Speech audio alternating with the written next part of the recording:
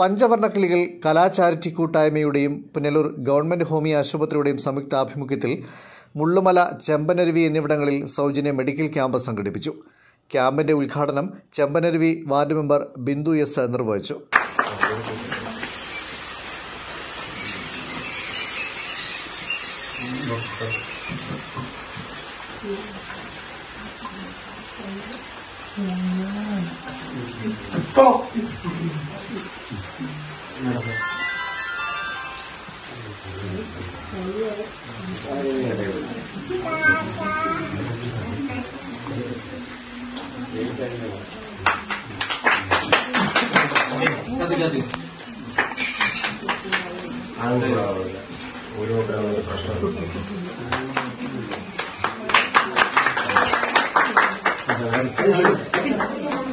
Doctor Lijin, doctor Greeshma എന്നിവർ ക്യാമ്പിന് നേതൃത്വം നൽകി.